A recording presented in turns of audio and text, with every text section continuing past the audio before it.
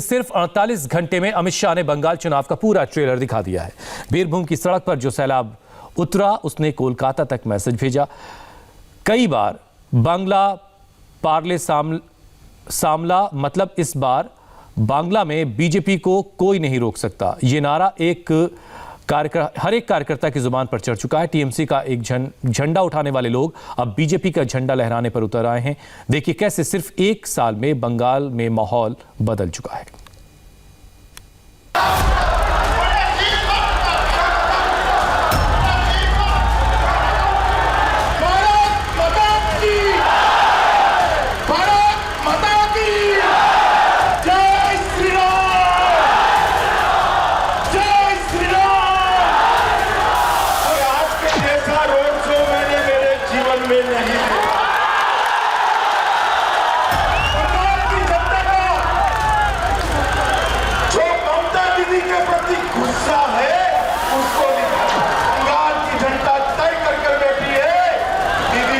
के मैदान में आ जाओ, इस बार बारी कमल की है।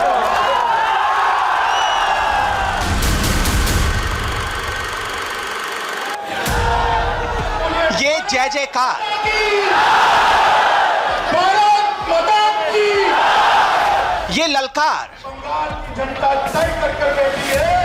दीदी चुनाव के मैदान में आ जाओ, इस बार बारी कमल की है। ये भीड़ की पुकार सुनकर बरबसी कोलकाता के तख्त पर बैठी दीदी की बेचैनी बढ़ गई होगी। दीदी का आउट और मोदी का इन।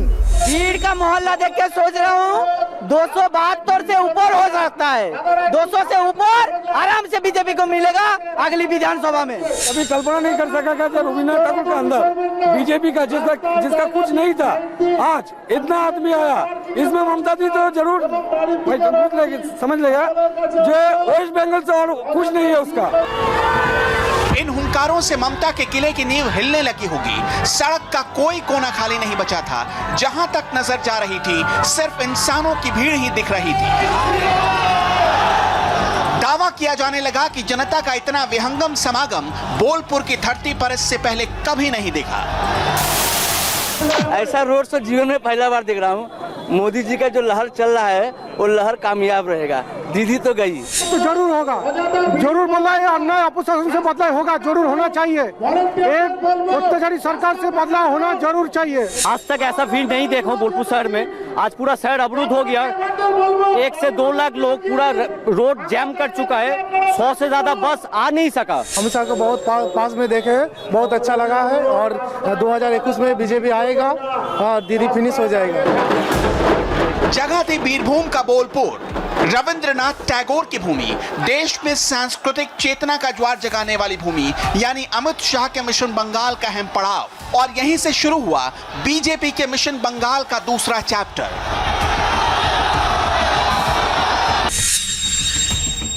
अमित शाह मिदनापुर में थे और उन्होंने अपने बंग विजय अभियान का दूसरा पड़ाव चुना बीरभूम को, यानी यहां।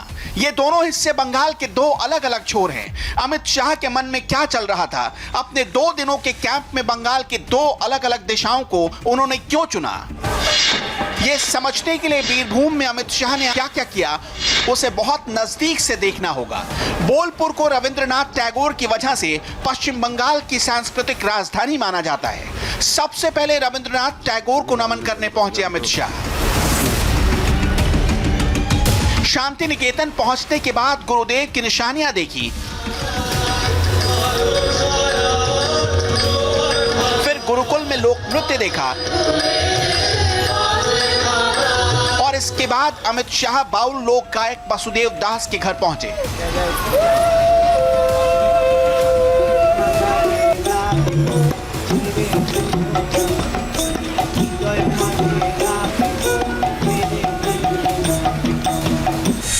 रविंद्रनाथ टैगोर पश्चिम बंगाल में एक इमोशन की तरह बसते हैं। शांति निकेतन में उनका दिया गया बाउल संगीत बीरभूम के जर्रे जर्रे में बसता है।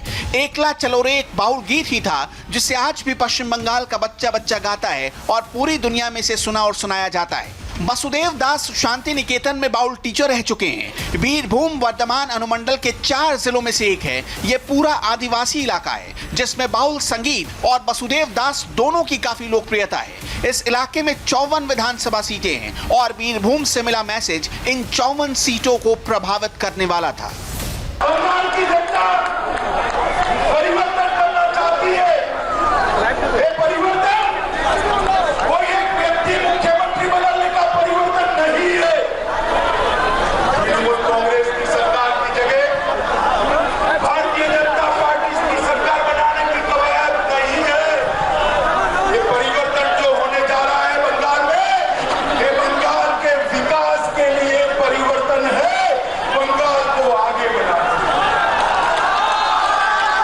ये जो परिवर्तन है वो परिवर्तन बांग्लादेश से जो घुसपैठ होती है वो घुसपैठ को रुकने के लिए ये परिवर्तन है। हो गया क्या? वो परिवर्तन राजनीतिक हिंसा को समाप्त करने के लिए परिवर्तन है। ये जो परिवर्तन है, ये परिवर्तन, ये जो टोल टैक्स लिया जाता है उसको करने के लिए, तोलाबाजी बंद करने के लिए परिवर्तन है। और ये परिवर्तन है भतीजे की दादागिरी समाप्त करने। बीरभूम तृणमूल कांग्रेस का गढ़ है। 2019 में जब टीएमसी के किले में बीजेपी ने सेंधमारी की थी तब भी इस इलाके में तृणमूल को कोई फर्क नहीं पड़ा। यहाँ की दोनों लोकसभा इलाकों में ममता का परचम लहराया। इस इलाके में 11 विधानसभा सीटें भी हैं। 2016 के विधानसभा चुनाव में इनमें से 9 सीटें टीएमसी के खाते में गई, जबकि बाकी की 2 सीटों पर लेफ्ट पार्टियों का कब्जा रहा। जिस बोलपुर में अमित शाह रैली और रोड शो कर रहे थे वहां तो टीएमसी को 1,06,000 से ज्यादा वोट मिले, जबकि बीजेपी को सिर्फ 19,000 वोट मिले थे। ये अमित शाह का स्टाइल है। ममता दीदी को उन्हीं की भाषा में जवाब दे रही है बीजेपी। ममता दीदी स्ट्रीट फाइटर हैं, जुझारू लीडर की तरह लड़ती हैं। अमित शाह भी अब बूथ बूथ और गली गली की रणनीति तैयार कर रहे हैं। इसलिए पहले मिदनापुर में शुभेंदु अधिकारी को बीजेपी में शामिल करवाया और उसके बाद अगला टारगेट बीरभूम को बनाया।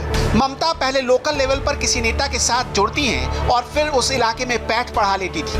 अब अमित शाह की ये पॉलिसी बन गई है। ममता बनर्जी की रणनीति प्रशांत किशोर बना रहे हैं, बीजेपी की रणनीति खुद अमित शाह बना रहे हैं। दीदी बीजेपी का नाम लेकर बंगाल के लोगों को डरा रही हैं। वो बता रही है कि बीजेपी आई तो एनआरसी लागू कर देगी, जबकि अमित शाह दीदी के भतीजावाद, भ्रष्टाचार और लॉ एंड ऑर्डर को लेकर निशाना बना रहे हैं। दीदी अपने भतीजे के लिए फील्डिंग कर रही हैं, जबकि अमित शाह कार्यकर्ताओं को बार बार बता रहे हैं कि बंगाल का सीएम भूमिपुत्र ही बनेगा। टोलबाजी करने में नंबर 1 है, भ्रष्टाचार में नंबर 1 है, परिवारवाद चलाने में नंबर 1 है, हिंसा करने में नंबर 1 है, बम धमाकों में नंबर 1 है, कार्यकर्ताओं की हत्या कराने में नंबर 1 है। जो बंगाल कभी नंबर 1 पर दिखाई पड़ता था, आज कहीं पर भी 20 के ऊपर नहीं दिखाई पड़ता है। एक हफ्ते के भीतर बीजेपी के दूसरे सबसे बड़े अधिकारी अगर बंगाल पहुंचे तो इसके पीछे बहुत बड़ा मैसेज था। अमित शाह की बंगाल पॉलिसी समझनी पड़ेगी और इसके लिए बीजेपी की पूरी फील्डिंग देखिए। नवंबर 2020 में बीजेपी ने पहले पूरे बंगाल को 5 जोन में बांटा।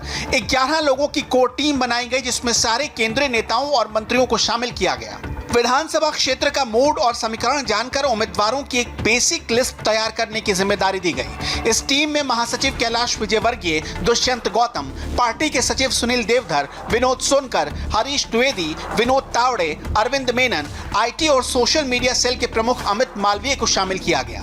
एग्रेसिव प्रचार की रणनीति अपनाई गई। यही बार बांग्ला पार्ले सामला का नारा दिया गया, जिसका मतलब था कि अब बंगाल की बारी है, रोक सको तो रोक लो।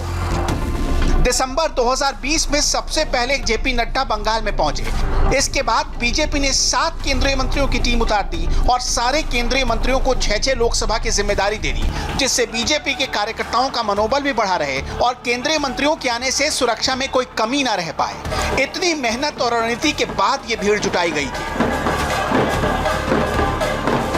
आजादी के बाद 30-40 साल तक कांग्रेस को मौका दिया या नहीं दिया, बताओ भाई। दिया ना? जरा बोलो।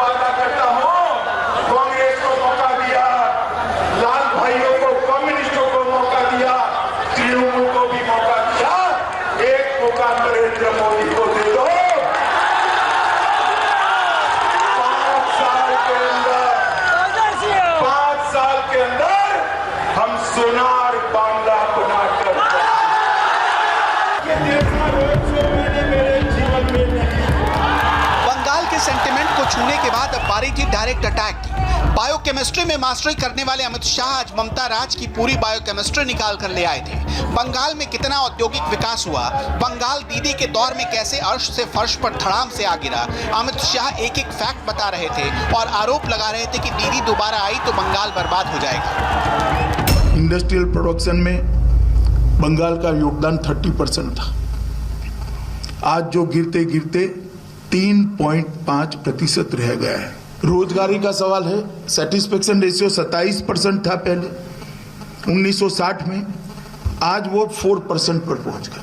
प्रति व्यक्ति आय 1960 में महाराष्ट्र की प्रति व्यक्ति आय से 105% ज्यादा थी, लगभग 2 गुना थी बंगाल की, और आज महाराष्ट्र से आधी भी नहीं रह गई।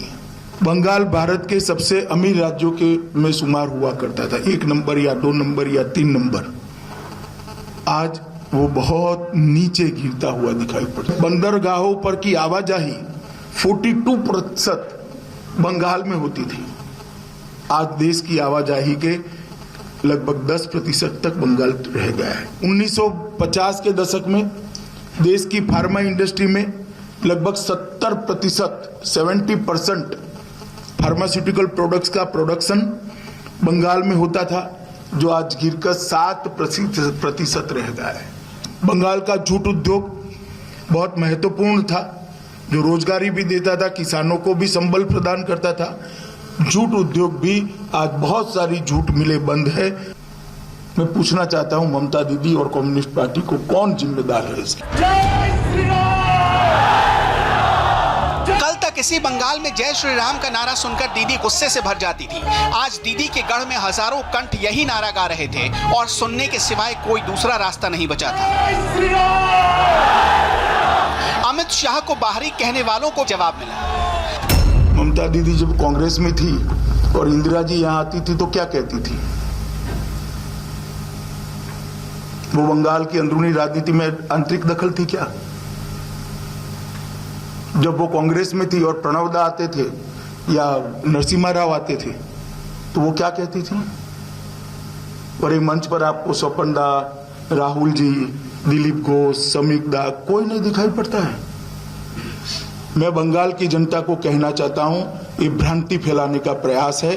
ममता दीदी, आपको हराने के लिए किसी को दिल्ली से आने की जरूरत नहीं है। आपके सामने भी बंगाल का धरती पुत्र खड़ा रहेगा, आपके सामने ही भी बंगाल का ही आदमी लड़ेगा और आने वाला मुख्यमंत्री भी बंगाल की मिट्टी का ही मुख्यमंत्री हम बंगाल को देने जा रहे हैं। बंगाल में इन दिनों नया रोजगार पैदा हुआ है, मारो मारो काटो काटो का रोजगार। हिंसा, आगजनी, तोड़फोड़ बंगाल की पहचान बनती जा रही है। 2019 के लोकसभा चुनाव से लेकर अब तक बीजेपी के 300 से ज्यादा कार्यकर्ताओं को निशाना बनाया गया। जिस वीरभूमि में अमित शाह रोड शो कर रहे थे, उन सड़कों पर 2014 से पहले सिर्फ एक पार्टी रैली निकालती थी, लेफ्ट।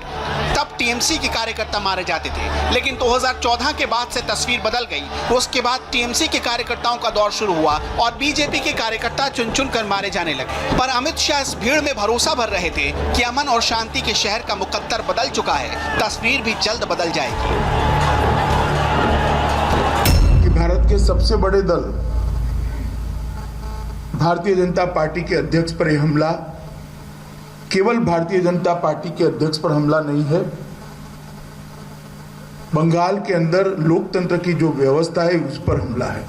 तृणमूल कांग्रेस के सभी नेताओं को बताना चाहता हूं कि आप एक गलतफहमी में मत रहिए कि इस प्रकार के हमले से भारतीय जनता पार्टी की गति रुकेगी, भारतीय जनता पार्टी का कार्यकर्ता रुकेगा और भारतीय जनता पार्टी अपने कदम पीछे ले लेगी। जितना इस प्रकार की हिंसा का वातावरण बनाएंगे, भारतीय जनता पार्टी और मजबूती के साथ बंगाल के अंदर अपने आप को मजबूत करने के लिए परिश्रम करेगी। सड़क, घर, छत, धरती, आकाश, मतलब भगवा का ऐसा सैलाब आया था कि पश्चिम बंगाल में विरले ही इससे पहले दिखा। सोनार बांग्ला के सपने में रंग भरे जा रहे थे बीरभूम जैसे पिछड़े इलाके से, जहां तकरीबन 29% पिछड़े जातियां हैं और 7% आदिवासी, और ये 36% वोट जिस ओर झुक गया, समझो सत्ता उसकी। जीडीपी के अंदर लगभग 1/3 हिस्सा बंगाल का हुआ होता, और आज वो घटकर नीचे नीचे नीचे चला गया है। लगभग 3 दशक के कम्युनिस्ट शासन और 1 दशक के तृणमूल कांग्रेस के शासन के अंदर ये ग्राफ नीचे गिरता गया है। बंगाल को आगे ले जाना है तो मोदी जी का पूर्व उदय का जो मिशन है, पूर्व को देश के ईस्टर्न हिस्से को वो जो ग्रोथ इंजन बनाना चाहते हैं, इसी के साथ ही बंगाल की जनता हमारा सहयोग दे, ये मैं विनती करने आया हूं। बीजेपी के कार्यकर्ता के घाव पर अमित शाह ने मरहम लगाया। तस्वीरें तो याद होंगी आपको, जब जेपी नड्डा के काफिले पर पत्थरबाजी हुई और एक कार्यकर्ता की जान चली गई। ममता सरकार के law and order, corruption, JP Nadda के काफिले पर हमला, चुन चुनकर अमित शाह अटैक कर रहे थे। भ्रष्टाचार भी चरम सीमा पर है। साइक्लोन के राहत का जो पैसा देना होता है, भारत सरकार जो भेजती है, उसमें भी सत्ताधारी दल ने अपने कार्यकर्ताओं का उपयोग कर कर बेफाम भ्रष्टाचार किया।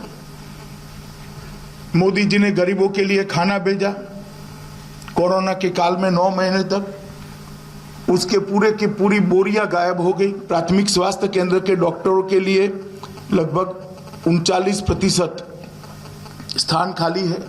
स्पेशलिटी और सर्जन के लगभग 87% स्थान खाली है, 87% स्थान खाली है। और सड़क निर्माण की मैं बात करना नहीं चाहता, बात बहुत लंबी हो जाएगी, मगर उसमें भी अच्छा खासा डिटोरिएशन है। शहरी विकास में जो हमने ग्रांट भेजी है, उसका भी खर्चा नहीं हो पा रहा है। शिक्षा के अंदर 90% प्राथमिक स्कूलों में डेस्क नहीं है। लगभग 30% से ज्यादा स्कूलों में पर्याप्त क्लासरूम नहीं है। एक वक्त था जब बंगाल में बीजेपी का नाम लेने वाला कोई नहीं था। पिछले विधानसभा चुनाव में मुश्किल से 16 सीटें मिली थी, लेकिन 2019 के लोकसभा चुनाव के बाद अगर बीजेपी को लगता है कि 2/3 बहुमत से वो सरकार बना सकती है, तो इसके पीछे अमित शाह की प्लानिंग और उनकी मेहनत ही है।